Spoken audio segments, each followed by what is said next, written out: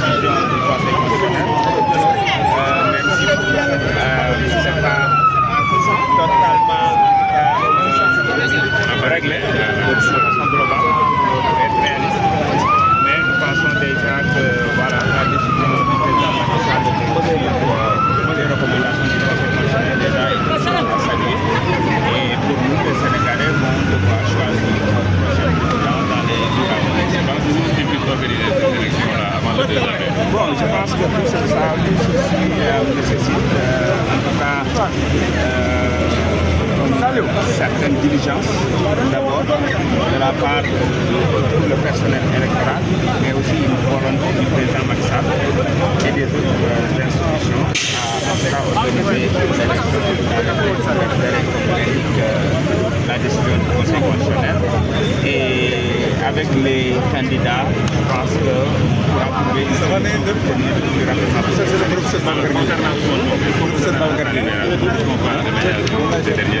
Bon, tout ce qu'on peut dire, c'est qu'on note en tout cas certaines pacifications à travers les libérations, mais pour nous, c'est encore très peu.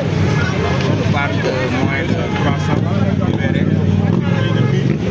Donc, en tout cas, c'est une chose. Le président Ousmane Sonko, depuis très longtemps, avait préconisé ce dégel en invitant le président Macky Sall à revenir à la raison et surtout à ne pas forcer pour passer sur des cadavres ou en tout cas passer son temps à emprisonner les Sénégalais.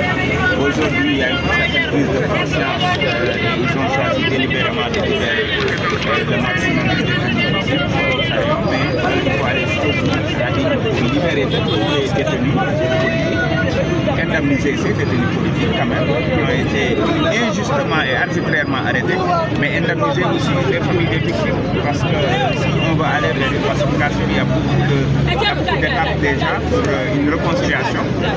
Quand on regarde ce qui se passe aujourd'hui avec cette marche qui a été autorisée, on voit que le Sénégal est un pays magnifique, les Sénégalais sont un peuple magnifique et ils n'aspirent qu'à la paix. En tout cas, pour le cas d'Ousmane Sonko. Pour le cas d'Ousmane Sonko, nous attendons de voir. De toute façon, nous avons toujours affirmé qu'il a été injustement arrêté. C'est le cas de Bassirou Diomaye Faye. Donc pour nous, comme tous les autres détenus, ils doivent être libérés, déchargés de toutes les, en tout cas, de tous les motifs, tous les griefs qui leur étaient arbitrairement reprochés. Et ça doit être général pour nous. C'est pas une question d'Ousmane Sonko ou d'El Malik ou de Lamine Niasse et ainsi de suite. Tous ceux qui ont été arbitrairement arrêtés doivent être libérés. La coalition Diomaye, est-ce qu'elle va poursuivre sa campagne électorale? Mais c'est le cas, Vous voyez des caravanes un peu partout. Aujourd'hui, il y a une caravane à Djidatiaroy. Demain, ce sera à Guédiawaye, et ainsi de suite. Donc la campagne n'a jamais arrêté, la campagne continue pour nous. Il s'agit juste d'une question de jour pour gagner dès le premier tour l'élection présidentielle. Merci beaucoup.